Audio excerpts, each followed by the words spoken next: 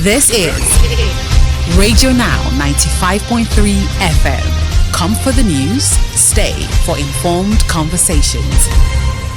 This one is stepping down, probably on the day of election and something like that. It in a way psychologically affects the voting, those that want to vote them. And most times we know that misinformation spread widely more than the true news. So most times when stuff like this happen, it is just to dissuade supporters, a kind of voters repression and all. So this was what we noticed in the morning. And another we noticed was that the use of probably old videos to show some kind of maybe voters intimidation and all that, just to scare the voters not to probably want to go out to vote. So Mr. Adisa, let me ask you this. Earlier you were saying that, the parties were using it against one another, on the day of the election. What evidence do you have, or what does the data show in terms of who is actually behind these, I guess, information attacks in many ways is the best way to describe it? All right, thank you so much. So in the morning, I don't know if you can go to the PDP Twitter page or maybe the party and all. There were in some ways where we actually did a fact check, and maybe after the program, if you also still want to see, we wrote a fact check about saying, Olumide Apota, the Labour Party candidate, did not step down. And before we can do a fact check like that, there have to be a claim. So the claim was that on X, some users were saying he has stepped down, and it was with a statement that had probably the party logo or something. And in one of the we even saw probably a video where they used a former video to show something like that. So the issue about misinformation is more way than, let's say, even the statement and all. So we know there are deep fakes, there are other manipulative ways which old videos or something like that can be used to show that aspect of how those people wanted to deal with the information. And we also have that on the part of the PDP. So I'm not saying it is one person doing this or that, but when you see stuff like this, you know that, okay, it's probably someone behind it. So who are the instigators? You probably know it's the opposition. Is it possible for us to measure the impact this has on the integrity of the elections, whether it's by the process or the outcome? Okay, so one thing is, I'd like to relate this to probably doing the end bad governance protest, and you would know that in some points it's always somehow overwhelming for fact checkers, in the sense that you see a lot of videos that were probably not even Nigerian and all that.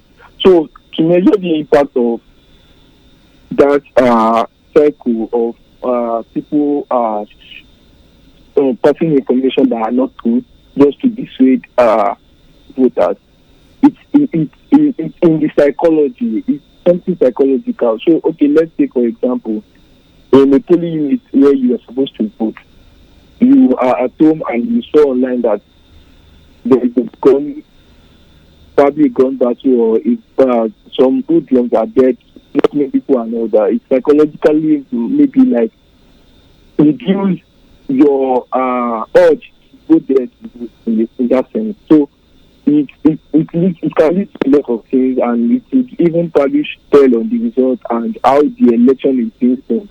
So if people spread too much of false news around something like that, it actually tells on the election and the result in some ways.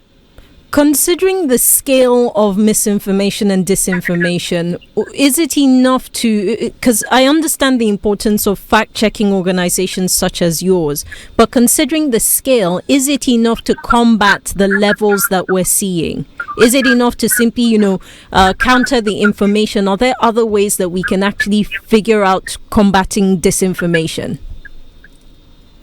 Yeah, thank you for that question. And that question actually do come out at most times in trainings and all. So what we do is I said earlier in an interview before that before the election or before any major event that's going to happen where we notice that, okay, we try to study the terrain and all that. So what are the possible ways or possible misinformation flow that could occur tomorrow or even before the election? And I would like to say that it's not probably only on the election day.